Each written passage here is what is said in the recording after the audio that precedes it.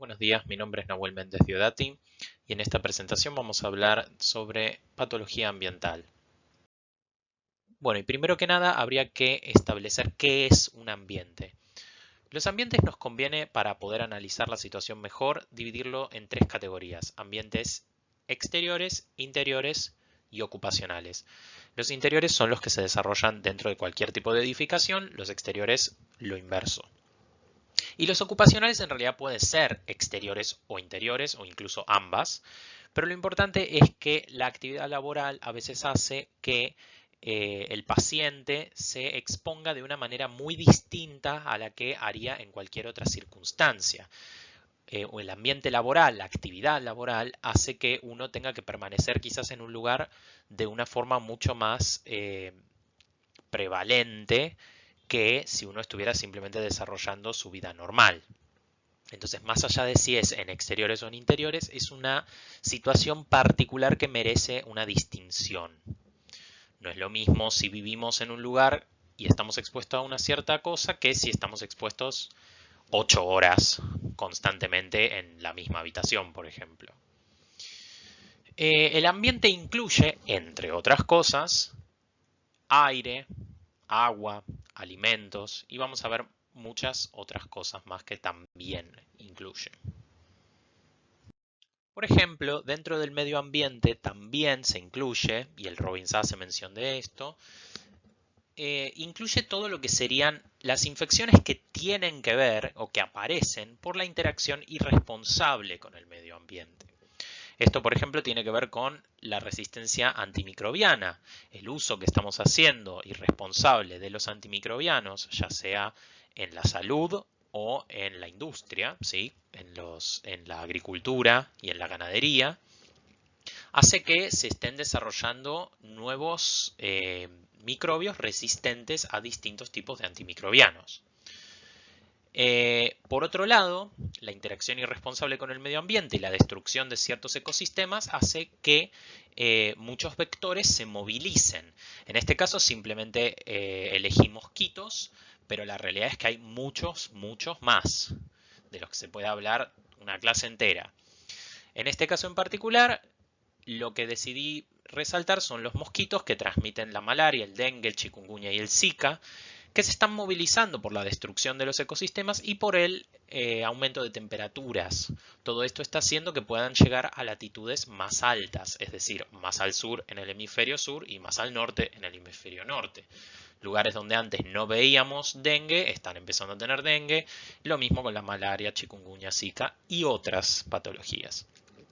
Y también la destrucción de los ecosistemas llevan a la movilización de no vectores, pero sí reservorios animales. Por supuesto, en este caso, el caso más popular en este momento sería justamente el COVID-19. Justamente se cree más que nada que el reservorio de esta patología eran los murciélagos, o el ciclo que estaba realizando en este momento era dentro de los murciélagos, y quizás si la interacción humana no fuera tan presente, no nos habríamos contagiado, ¿sí? Eh, Recuerden que hay muchas enfermedades que igual hacen estos ciclos zoonóticos que pasan de animal en animal. El tema es que el ser humano cada vez interactúa más y, como digo, de forma irresponsable. No es que no podamos interactuar con el medio ambiente, pero teniendo en cuenta lo que conocemos, tendríamos que hacerlo de una forma más responsable. Y también hay que tener en cuenta todo lo que tiene que ver con la higiene. Y la higiene no me refiero a la higiene personal, sino más bien a la higiene, a la sanitarización, ¿sí? Todo lo que puede haber en el medio ambiente por una cuestión de que, por ejemplo, no haya sanitarización correcta, ¿sí? Bacterias, amebas, platelmintos, coccidios en el agua, en el suelo. Y bueno, ya mencioné un poquito, pero el cambio climático también merece una especial mención en esto.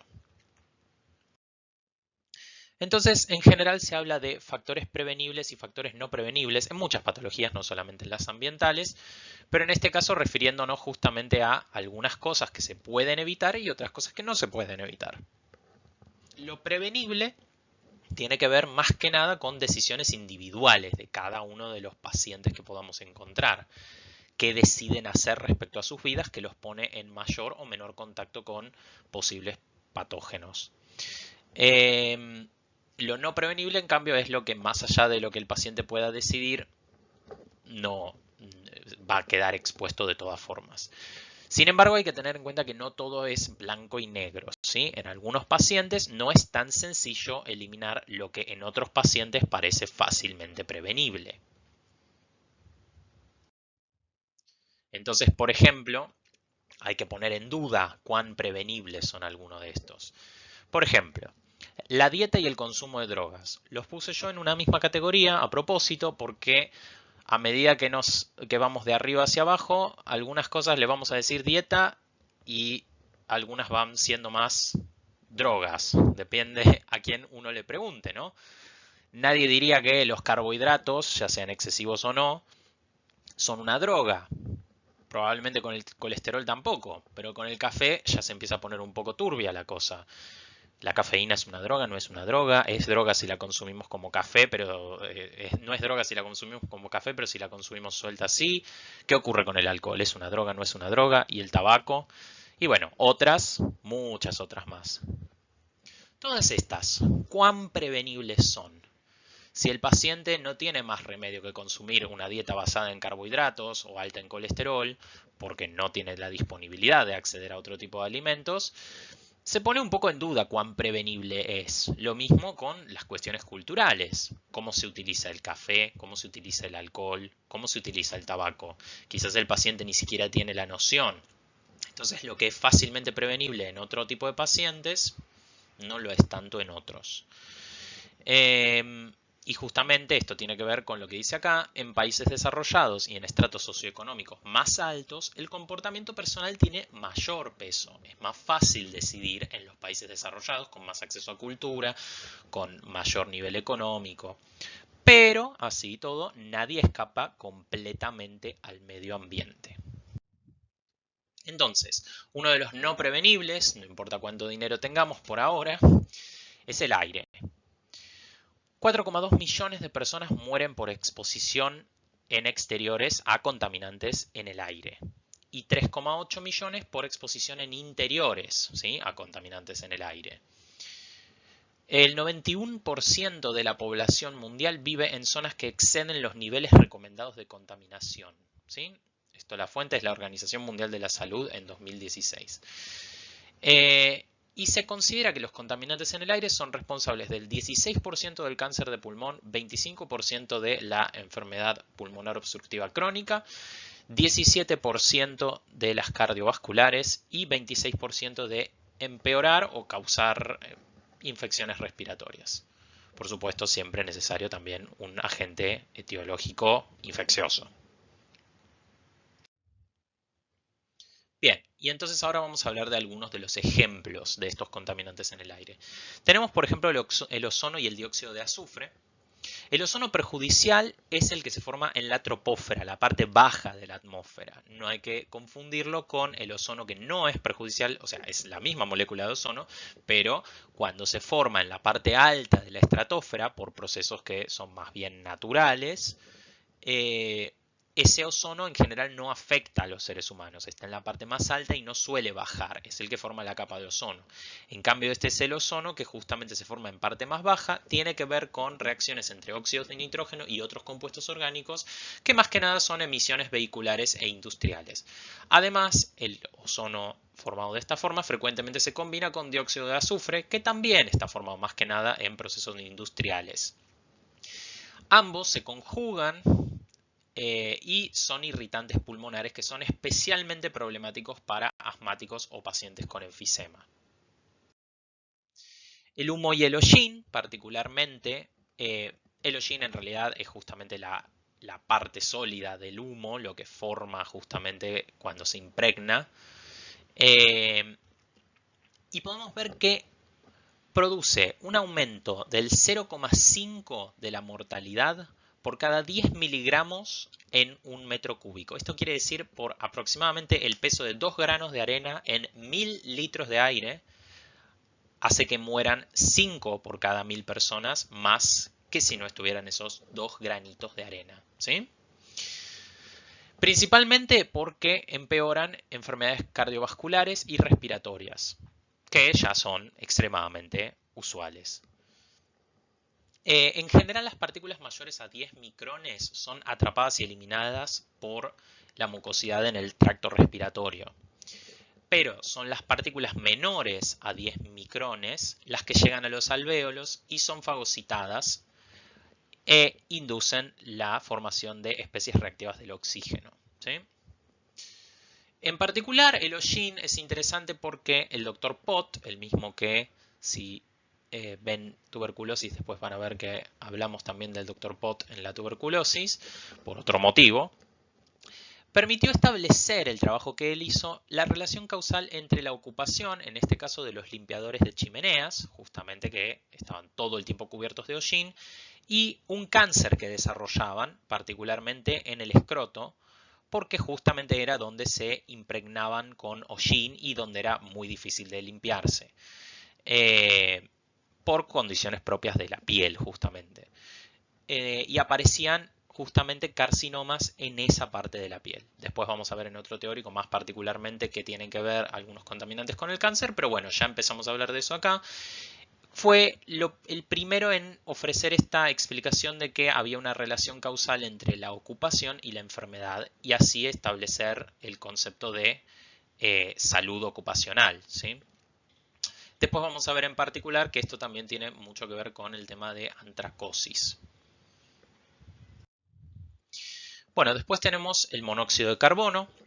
El monóxido de carbono se produce por la combustión incompleta de los hidrocarburos. En el exterior, en general, se convierte espontáneamente en dióxido de carbono y el dióxido de carbono, si bien no es tampoco algo maravilloso y especialmente no para el medio ambiente, no es terriblemente tóxico, no tanto como el monóxido de carbono. Por lo tanto, el riesgo es mayor en interiores, donde no se puede eliminar tan fácilmente, o más cerca de la fuente, ¿sí? Entonces hay que tener cuidado particularmente con, bueno, estufas mal instaladas, autos o grupos electrógenos en espacios cerrados. Esto de los grupos electrógenos es particularmente preocupante porque muchas veces vemos negocios donde los grupos electrógenos están en el interior y como les dije, ya con que esté cerca de la fuente, por más que tengamos la ventana o la puerta del negocio abiertas, el que está al lado del grupo electrógeno está aspirando el monóxido de carbono directamente. Así que aunque haya recambio de aire, esto se va acumulando y de forma crónica, de forma insidiosa, puede llegar a causar secuelas, ¿sí? Pero sí, lejos, lo más preocupante es la toxicidad aguda que se puede producir más que nada, bueno, cuando realmente hay muy poca ventilación y entonces se llega a niveles tóxicos muy rápido. Puede producir el coma y la muerte de forma muy rápida y se produce por la unión casi irreversible. ¿Qué quiero decir con esto? Ahora voy a explicar. A la hemoglobina. La realidad es que cuando nosotros decimos reversible, irreversible, en general nos estamos refiriendo a covalente cuando es irreversible. Esta unión no es covalente, no es covalente. Pero decimos que es casi irreversible esta unión porque el cuerpo humano no tiene manera de deshacerse de la carboxihemoglobina. Una vez que el monóxido de carbono se une a la hemoglobina, no se puede separar fisiológicamente, no hay forma. Lo único que se puede hacer es degradar el hemo que quedó arruinado por el monóxido de carbono. No se puede hacer nada más. Sí se puede terapéuticamente con exposición a oxígeno hiperbárico forzar la separación del monóxido de carbono. Pero bueno, esto obviamente no es algo que el cuerpo pueda hacer por sí mismo. Por eso es que decimos que es casi irreversible. A los efectos de lo que puede hacer el cuerpo humano por sí solo, es como si fuera irreversible. Pero recuerden que no es una unión covalente. Después otros contaminantes aéreos que menciona el Robin son bioaerosoles, es decir, suspensiones en el aire que pueden contener agentes infecciosos, hongos, bacterias, virus. Y también alérgenos, ¿sí? Algunos bioaerosoles pueden en realidad no ser agentes que están intentando infectarnos, sino que simplemente es polen intentando dispersarse o cosas similares que en pacientes susceptibles pueden causar problemas. Y después otros químicos como puede ser el formaldehído, el libro también menciona el radón. El formaldehído es el motivo, por ejemplo, por el cual ahora ya no usamos más formaldehído en la cátedra. Y bueno, hay muchísimos otros contaminantes aéreos. Y bueno, ahora pasamos a otro no prevenible, que es el agua y el suelo, que igual yo lo puse entre comillas el no, porque si bien para el paciente quizás no sean prevenibles, sí podrían ser prevenibles desde el punto de vista de políticas de Estado. Se puede hacer mejor sanitarización del agua, se puede instalar cloacas y muchas otras medidas que podrían hacer que todas estas cosas no sean problemas de la población. Pero bueno, eso no lo hace prevenible a nivel paciente, sí a nivel sociedad. En particular tenemos el ejemplo del arsénico, el mercurio y el plomo. El arsénico, después van a tener una clase entera solamente para acre, y mercurio y plomo también van a tener una clase distinta para hablar de esos dos. Hay otros metales pesados, algunos son naturales, otros son productos de industrias. El cromo, por ejemplo, viene a la mente. Después tenemos micropartículas de plástico y derivados de estos, que van a verlos muy en detalle en toxicología. Y bueno, hay otros, siempre hay otros, muchos otros. Y también recuerden que las aguas y el suelo son medio de transmisión y reservorio de otros agentes infecciosos. Y bueno, vamos a hablar muy rápidamente de toxicología muy básica. Después van a tener una materia entera para esto, así que una cosa importante para siempre recordar es que la toxicidad está en la dosis, ¿sí? A mayor dosis, casi cualquier cosa puede llegar a ser tóxica. Por eso a veces es útil el concepto de xenobiótico, que tiene que ver con sustancias ajenas, justamente, al funcionamiento normal del cuerpo. Estas sustancias pueden actuar in situ o luego del transporte a otro compartimiento del cuerpo. Esta distribución en el cuerpo depende de cuán lipofílicas o hidrofílicas sean y de cómo interactúen con transportadores diversos que hay en el organismo. De todas maneras, pueden sufrir modificaciones que cambien estas condiciones de lipofilia e interacción con transportadores. Y algunas sustancias pueden ser excretadas antes o después de su metabolismo, mientras que otras no. Este metabolismo que estábamos mencionando, este metabolismo enzimático, se lo divide principalmente en reacciones de fase 1 y de fase 2. Las de fase 1 tienen que ver con hidrólisis, oxidación o reducción, y las enzimas que están involucradas en esto muchas veces son los citocromos, por ejemplo el citocromo P450, que los que estén cursando fármacos seguramente lo conocen. Las de fase 2 tienen más que nada que ver con aumentar la hidrosolubilidad. Entre ellas tenemos la glucuronidación, la sulfación, la metilación y la conjugación con glutatión. Bueno, acá tenemos un cuadro que está en el Robbins que justamente muestra cómo las reacciones de fase 1 me llevan a un metabolito primario y las de fase 2 a un metabolito secundario que de forma idílica, como puse acá, la primera reacción inactiva el tóxico, la segunda lo hace más hidrosoluble y eso permite su eliminación, por ejemplo, en la orina. Esto es una cosa muy idílica que no siempre se cumple, no siempre la primera reacción inactiva, no siempre la segunda reacción hace que se elimine más fácilmente, ¿sí? Esto no lo tomen como un dogma. Justamente acá el Robbins ya nos presenta el contraejemplo que nos dice, bueno, la primera reacción, quizás estas dos son de fase 1, quizás una es de fase 1, la otra de fase 2, lo más probable es que las dos sean de fase 1. Primero nos forma un metabolito no tóxico, pero después nos forma un metabolito reactivo, y este metabolito reactivo tiene efectos en las células que si superan los mecanismos de reparación llevan a la toxicidad, ya sea a corto o largo plazo. Acá como un ejemplo, no es para que se lo memoricen, es simplemente un ejemplo, igual ya lo tendrían que saber de fisio. El estradiol, por una reacción de fase 1, se convierte en estrona, ¿sí? Cambia, se oxida, ¿sí? A estrona.